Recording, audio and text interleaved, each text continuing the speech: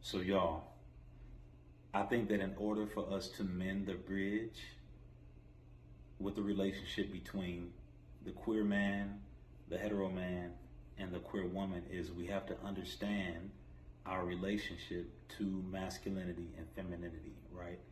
And we have to do better with getting to a place where we stop putting both energies in specific finite genders, because masculinity nor femininity belong to either or.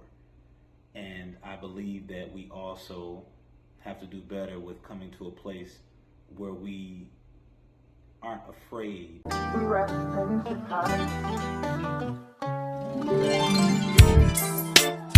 I can't keep up the pace. Sweet got me off my waist.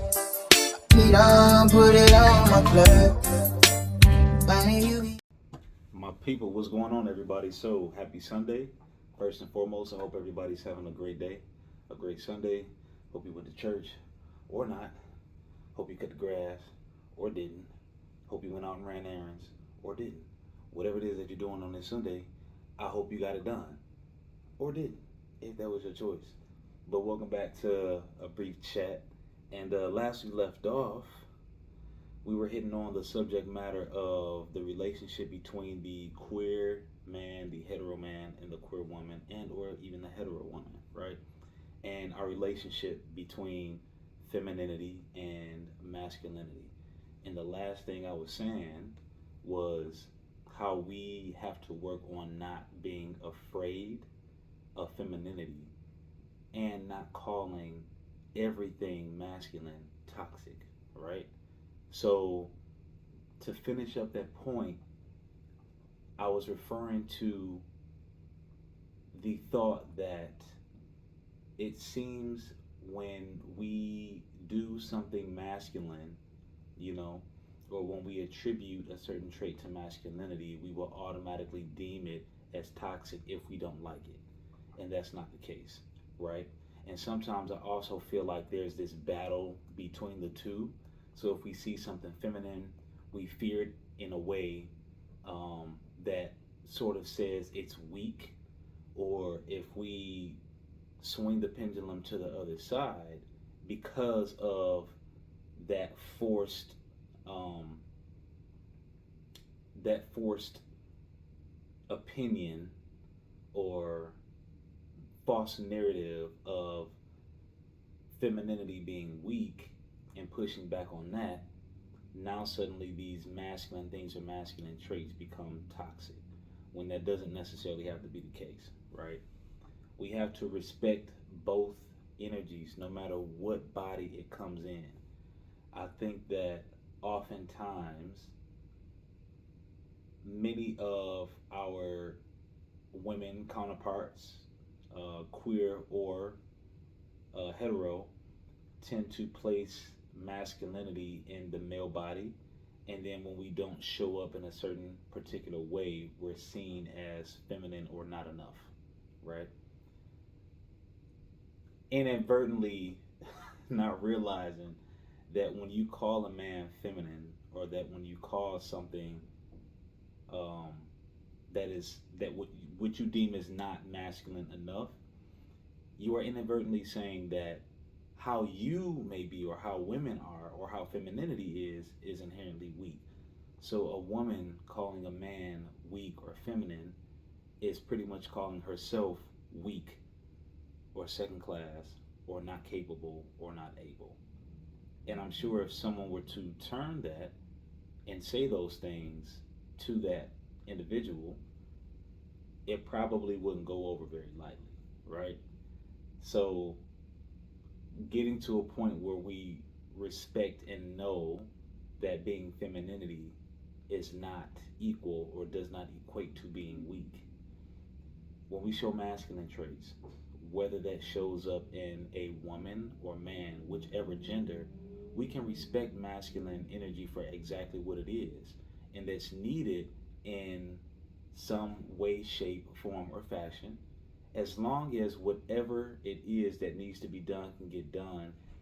The gender that it comes in doesn't matter, right? Because if a man, say for instance, someone who identifies gender wise as a man, if they present feminine, it doesn't mean that they can't do all of the things that we would deem a masculine man capable or able to do. I'm just throwing some things out there. So, a lot of times socially, we might tend to say that fixing a car or, being able to fix things, right? Being a builder, we might say that that is a masculine trait that belongs to a man, right? But a man can present or have feminine energy and still be able to get those things done or still be able to build and do those things, right? And on the other side, if a woman is masculine, or masculine presenting, it does not mean she does not have softness. It does not mean that she is not able to be a caretaker, because oftentimes in our society, the societal norm for a caretaker or someone who's nurturing tends to be something that we would deem as more feminine, a more feminine trait. Even if that woman or that person identifies with that gender but presents in a more masculine way, it does not mean she does not have or they do not have feminine traits, right? This is why I say when it comes to masculinity or femininity, the gender that it flows in and out of is that's irrelevant, right? You're still able to get done what you need to get done or do what you need to do depending on your situation or your circumstance. But pinning a man to a certain energy, finite energy, and pinning a woman to a certain finite energy is only going to cause friction. If we get to a point where we can allow that to just flow between spaces and respect both and be able to say, well, who can get this job done, or who's the best qualified for this very thing, or what it is that I'm looking for these type of traits, regardless of how that person presents outwardly, does not mean that they lack the ability to get certain things done or do certain things, to be a protector or to be a caretaker or to be a mechanic or to be a carpenter or to be a painter or whatever it is, right? The gender is secondary,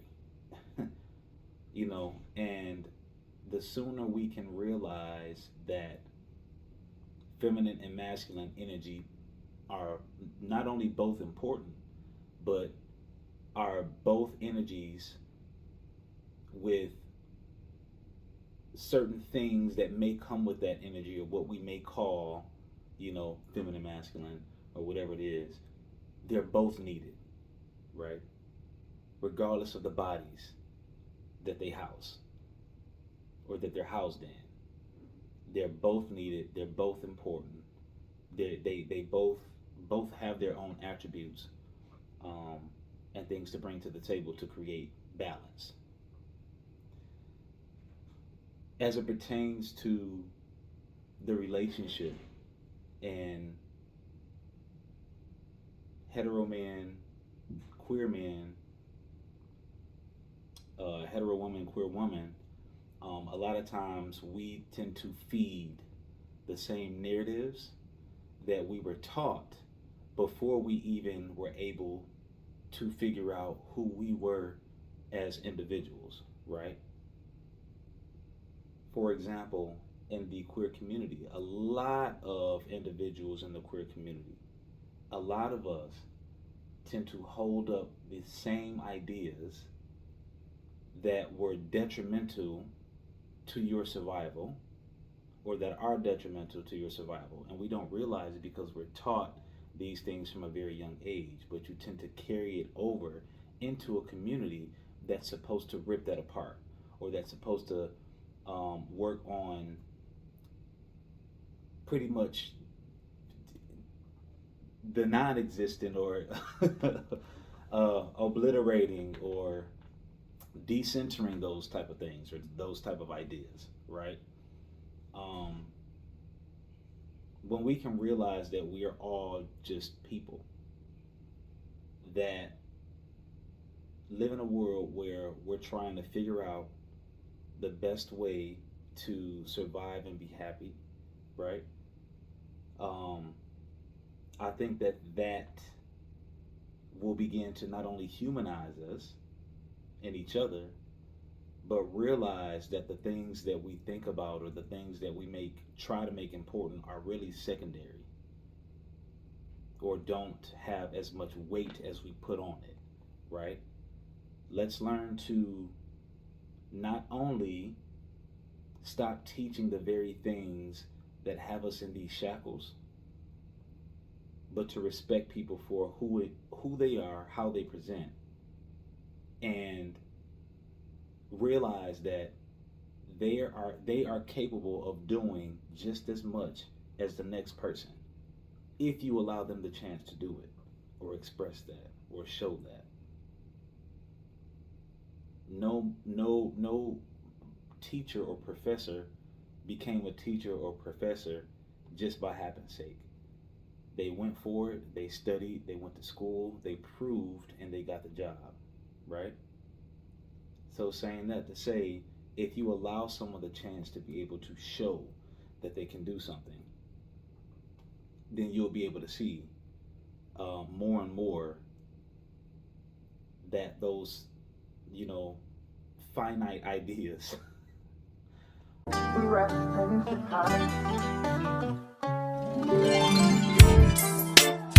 I can't keep up with this. Sweet got me up my waist. Put it on my clothes.